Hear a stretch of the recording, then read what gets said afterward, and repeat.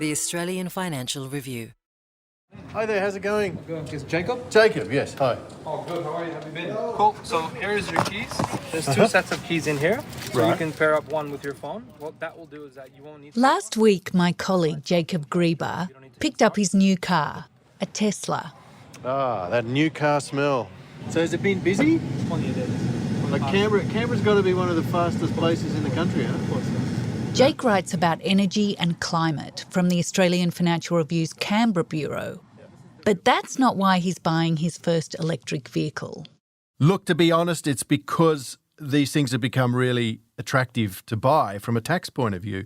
The government is offering an exemption on the fringe benefits tax that you'd normally pay if you lease one of these things.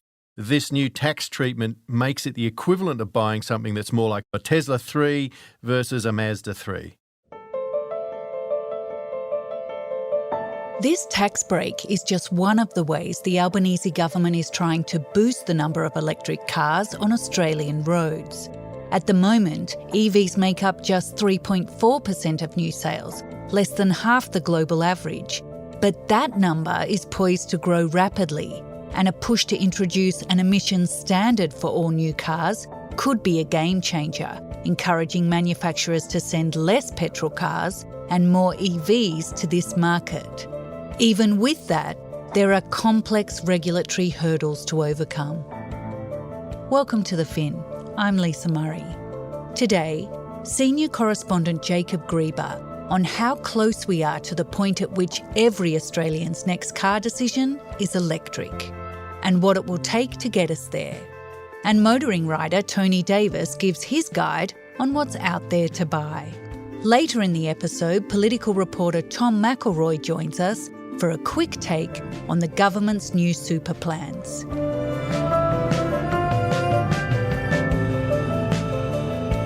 It's Thursday, March 2.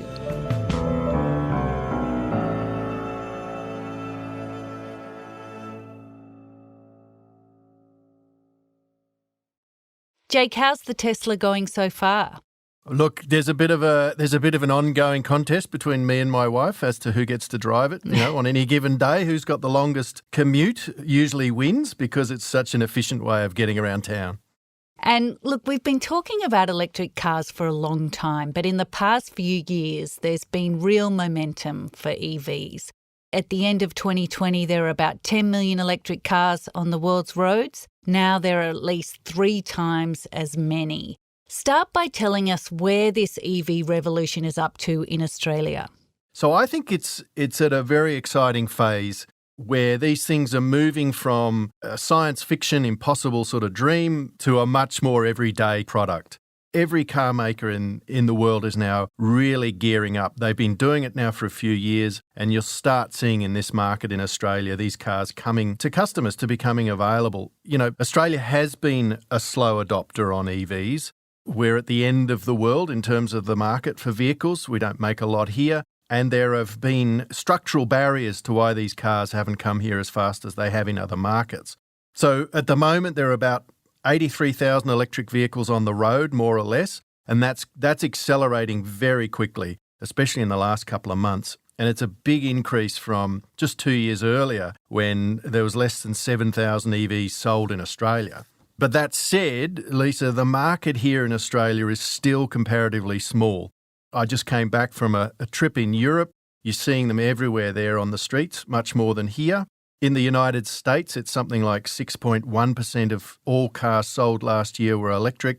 And in countries like Norway, it's off the chart. It's basically 4 in 5 vehicles are EVs. And that's partly because of a lot of state subsidies that Norway has in place. But other European countries like Germany are catching up very quick. And China is a massive EV market, helped, of course, by the fact that they're also now the world's biggest maker of EVs. So in Australia, look, the supply thing has been part of the problem. There's no doubt Australians are always early adopters when it comes to technology. We were the first market to get iPhones. We're the first market to get all sorts of cool stuff like this. But it's been hard getting that product into Australia. So it's true, we're off to a slow start, but it's picking up.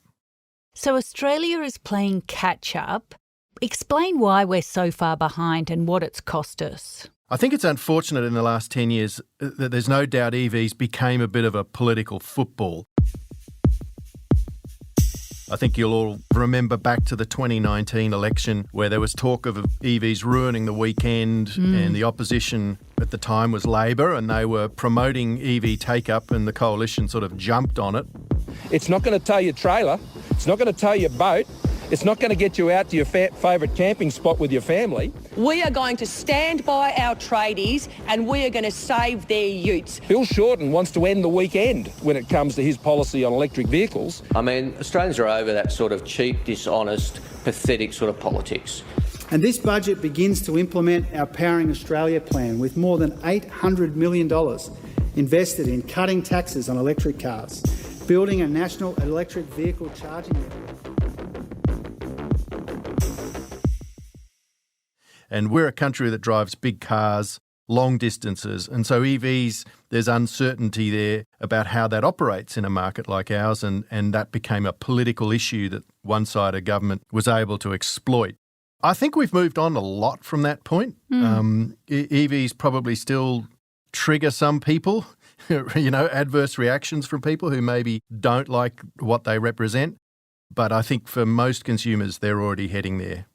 So ahead of last year's election, Labor promised to make electric vehicles more affordable. Since coming to power, what has the Albanese government been doing to drive take-up of EVs? Your Tesla purchase was motivated by the fringe benefits tax exemption. Explain in more detail how that works and what impact it's having. So I think this is one of the reasons why it's really taking off this year. A lot of Australians buy new cars through leasing arrangements, and traditionally, about half of the cost of that comes from post-tax income. And that's because there's a large fringe benefits tax component. Last year, the government passed through the Senate, with the support of the Greens and some crossbenchers, an exemption for fringe benefits tax. So that means the entire cost of buying or leasing your vehicle now comes from pre-tax income. So if you're buying an EV that's about $65,000, this new tax treatment makes it the equivalent of buying something that's more like $40,000. So a Tesla 3 versus a Mazda 3. So that's made it really quite attractive to buy a new car. And the government's doing this because they're trying to encourage more people to buy new cars that can afford them so that they do end up in a second-hand market, which then trickles down through the income scales so that people on lower incomes can afford these things. And that's a really important carrot. The development of a second-hand car market is crucial to addressing affordability. But there's also a big stick available to the government that would force car manufacturers to send more electric cars to this market and, importantly, stop dumping petrol cars here. Tell us about that.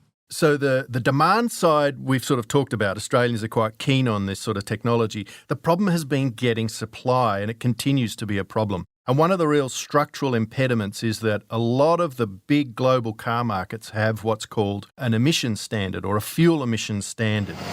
Cars account for almost 10% of Australia's emissions, and the federal government wants to make green alternatives cheaper. Australia and Russia are really the only developed countries without fuel efficiency standards.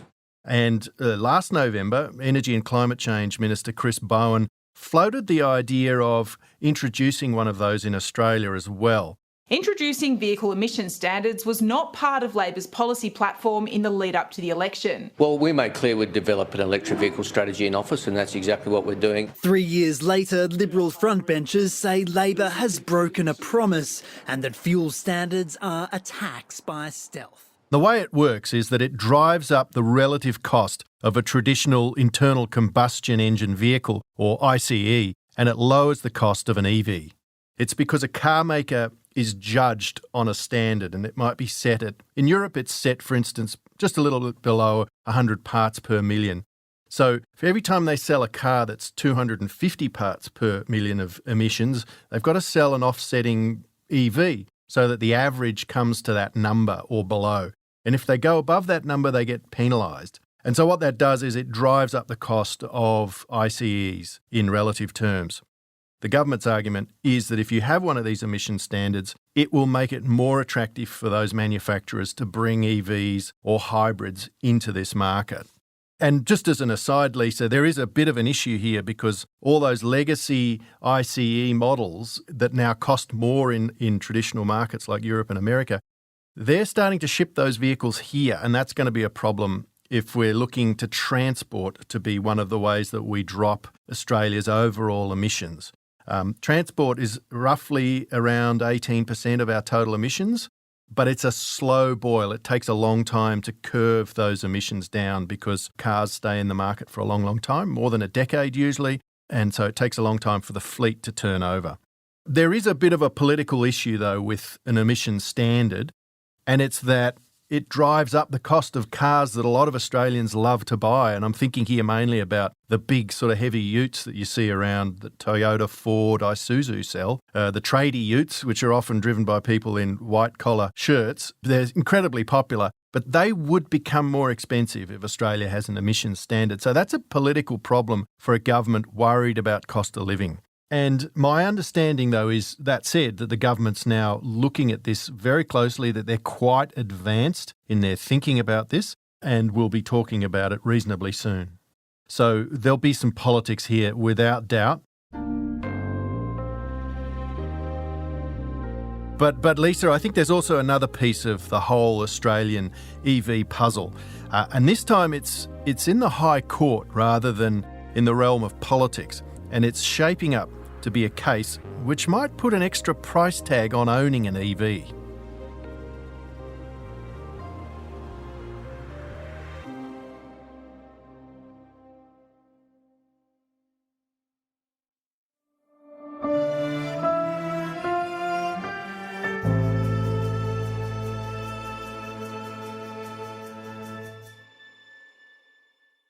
Jake, as we move from a world in which everyone drives petrol cars to one where electric vehicles are the norm, that requires governments to rethink rules and to rethink the way they fund things like transport infrastructure. And as part of that, as you just mentioned, there's a remarkable legal stoush currently underway between the states and the Commonwealth in the High Court.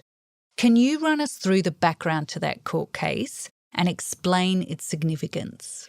So this is a big one, Lisa, and it's been brewing for years and years as cars get more efficient, as people start switching to hybrids and now to EVs. And it's fuel excise. Most Australians often forget that every time they buy a litre of fuel, 46 or so cents of that goes straight to the government. That money is used to pay for roads, to pay for infrastructure, to pay for upkeep. The problem with an EV, you're pulling your power out of the grid, you don't pay a cent of that fuel excise. I did a recent trip with my new EV down to the coast, the classic Canberra sort of family day trip to go and have a swim. That would have normally cost probably $60, $70, $80 in fuel. This time it was about $4 or $5. Incredible. And zero excise. So I would have paid $20 in excise probably for that trip, which now didn't go to the government. So Victoria realised this is a big issue and they brought in their own EV road user charge. They've gone it alone. Basically, they sell people, you've got to buy a voucher, if you like, for a certain number of miles. And it doesn't matter whether you're doing them in Victoria or in New South Wales. So it's not a great sort of excise solution. A couple of Victorian EV owners have challenged that. They've taken it to the High Court and it's now blown up into a really big issue. All the other states and territories have joined Victoria because they're all looking to do their own thing, a similar sort of thing. And the Commonwealth has stepped in and gone behind and supported the two drivers, the EV owners, because now it's becoming a fight, a constitutional fight about taxation right. Who has the power to levy an excise? Depending on which way the High Court goes on this, and we'll find out, I think some people are saying maybe mid-year the High Court might come around to making a decision. That'll be a big deal. Some people are calling it a bit of a Franz Ferdinand moment, where, you know, you set off all these sort of consequences as a result of this High Court decision. The Commonwealth may actually have to really step in if it loses this case and set up a national system. Likewise, if Victoria, loses, there'll be pressure on some sort of accommodation to be made because you can't have a situation, Lisa, where you have, well-off people on high incomes driving EVs and not paying a cent of fuel excise when low-income people driving old bangers have no choice. They've got to pay it. So that's really not a sustainable tax situation, I would suggest. Jake, it's a difficult issue for the government as they need to have that system in place, ready for when the majority of cars on the road are EVs.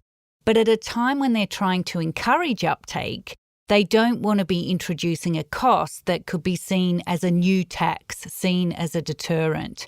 And already, Jake, there's big outlay for people looking to purchase an electric vehicle. Hi, Tony, come in. Hey. Come in. Hi. Over How are here. you? Hey, pretty good. Good. Sit over there. Thank you very much. I spoke with Tony Davis, the AFR's motoring rider, about what's out there to buy right now. Coming in. No worries. Okay, great. Came in an electric vehicle, the train. Very good. You're over here. Yep.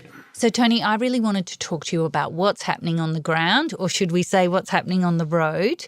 I've got some case studies for you, some potential car buyers. They want to buy their first EV. I'll give you the case study and you tell us what cars are available and how much they might cost. Mm-hmm. Here's the first one. Someone who's just left university or just started a job. They live in the city. They don't have a huge salary. They don't have a family, so they don't need lots of seats and space.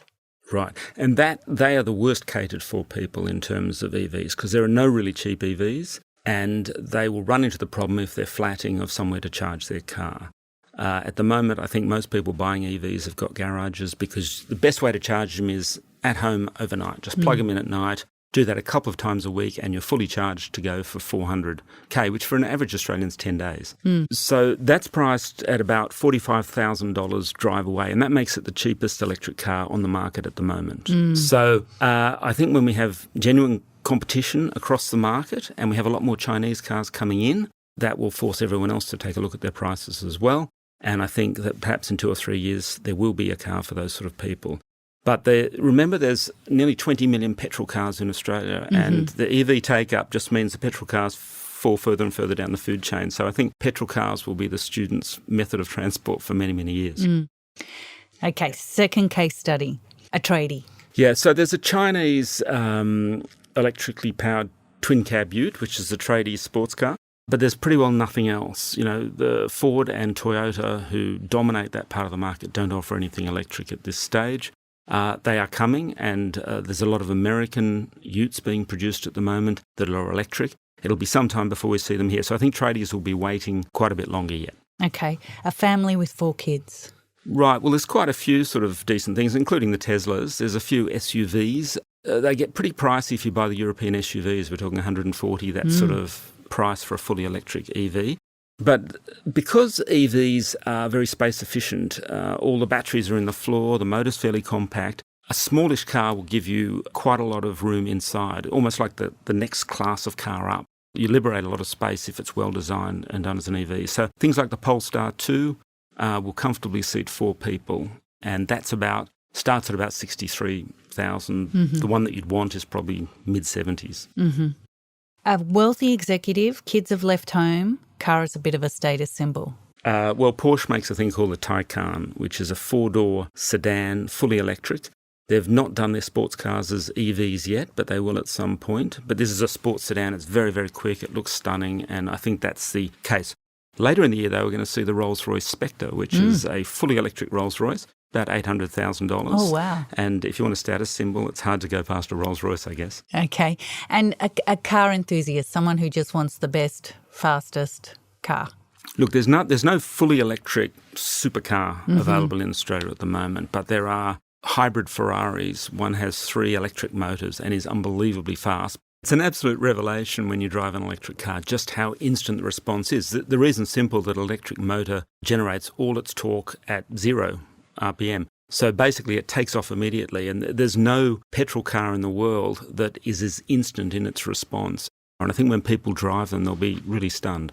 What do you think, Jake? Looks like there's a car or almost a car for everyone. That's right, Lisa. As Tony says, it's really moving quickly. And I think what you'll see happen is that one by one, each of those case studies, the car makers will address that market. You know, the petrol-head enthusiast will get their vehicle. The family that needs a 7-seater will get theirs. That's sort of inevitably going to happen. I also asked Tony what's motivating people when they buy EVs. And he said it wasn't just environmental concerns. Look, I think a lot of people have different reasons, and the reason they tell you isn't necessarily the reason they did it. I think Tesla has been very clever. They have promoted performance. Everyone before that promoted the environmental significance, which is all very nice. But if someone accuses you of virtue signalling when you're driving a Tesla, you just need to say, look, my car's faster than yours. So it is actually a very compelling reason to buy a Tesla. And Elon Musk saw that. And most electric cars are better than their petrol equivalent within reason. And with the reason, of course, or use case, I should say, obviously driving long distances is still, no matter what people tell you, it's still very difficult. Around town, if you have a garage, you can charge in your garage. The case for an electric car is almost complete. It is a better way of doing it. It's quieter, it's more responsive, it's less maintenance, it's cheaper to run. The main barrier at the moment is the purchase price. Thanks, Tony. A pleasure. Is that everything that you need to cover? That is. Look, I'm only a newbie here in this whole EV thing, but I couldn't agree more with Tony. They're just so much more fun to drive. And whether you think you're saving the planet or not, it's just a superior vehicle. Jake, as Tony said, the purchase price for EVs is the main barrier right now. But there's also a problem with charging infrastructure. My uncle lives in northern New South Wales, and when he goes on long distances, he has a Tesla too.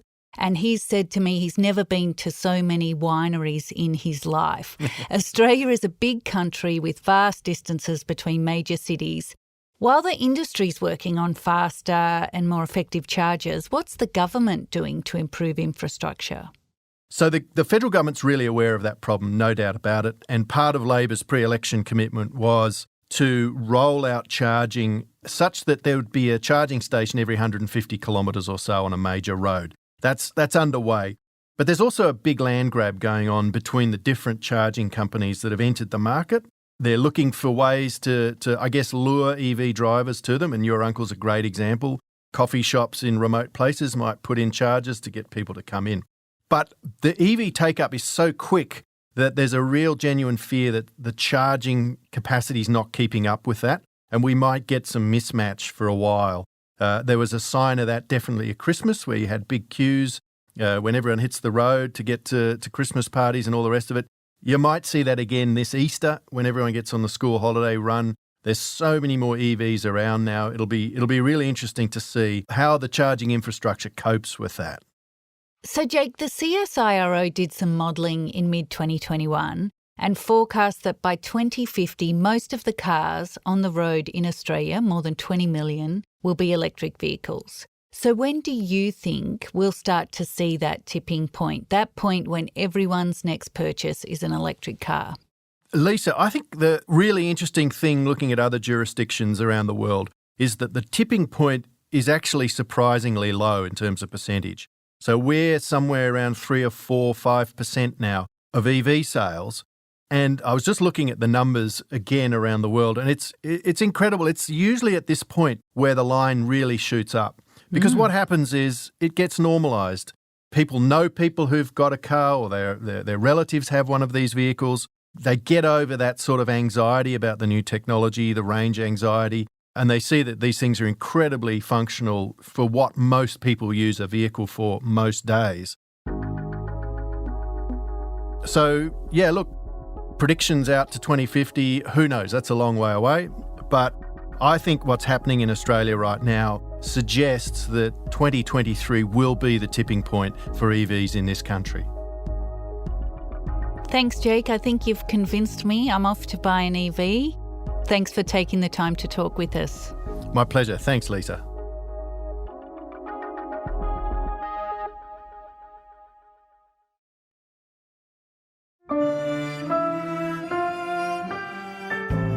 And the other big story we're following this week is the announcement from Prime Minister Anthony Albanese and Treasurer Jim Chalmers that if re-elected, Labor will introduce a 30% tax rate on superannuation earnings for balances above $3 million.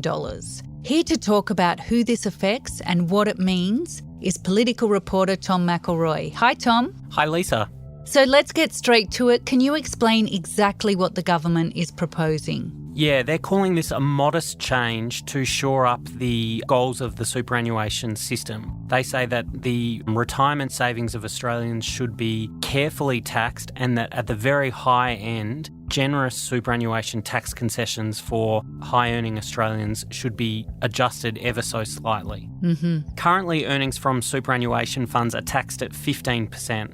Jim Chalmers and Anthony Albanese confirmed on Tuesday that Labor plan to take a policy to the next election of increasing that tax rate to 30% only for earnings on balances above $3 million, so right at the top end. The change will only affect very wealthy people, about 80,000 people, or 0.5% of savers in the $3.3 trillion superannuation sector.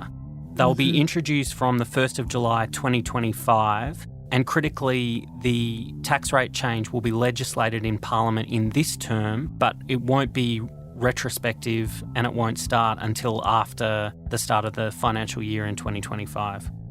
And why are they doing that, Tom? Why are they legislating this year? They're legislating this year in order to include the revenue projections in the budget. Jim Chalmers said this morning that in order to properly plan this, they wanted to announce it in late Feb, do the work between now and the May budget, and have the numbers cooked in between now and the 2025 start date. It's going to raise about $2 billion a year. It's not huge money, but while it's a modest change, Anthony Albanese and Jim Chalmers believe it's about slightly correcting for the very top end of earners. What's been the response so far to this plan? The opposition are accusing Labor of breaking a promise. Before the federal election, Anthony Albanese said that there would be no major changes to the super rules and taxation of savings accounts. But Peter Dutton and the Liberals are claiming that Labor are preparing to go after all other types of super and tax concessions across the system, even including things like negative gearing and capital gains tax breaks. I think we're starting to see the outlines of the next federal election campaign, a real fight over tax settings and whether Labor's going to tax more than the coalition.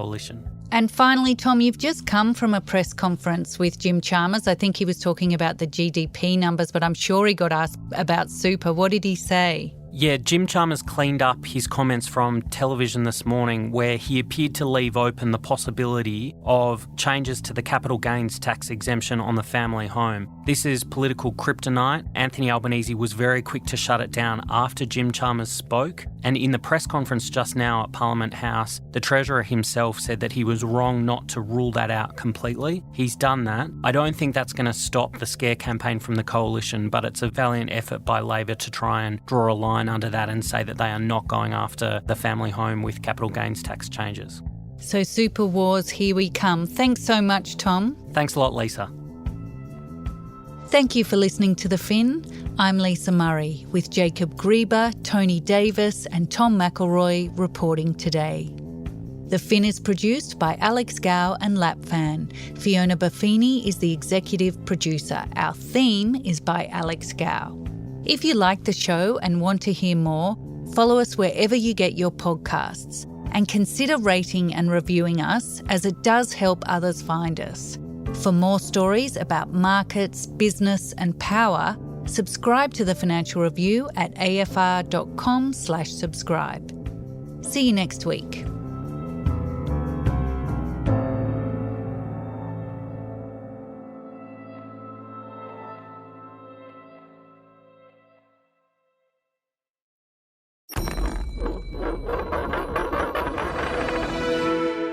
The Australian Financial Review.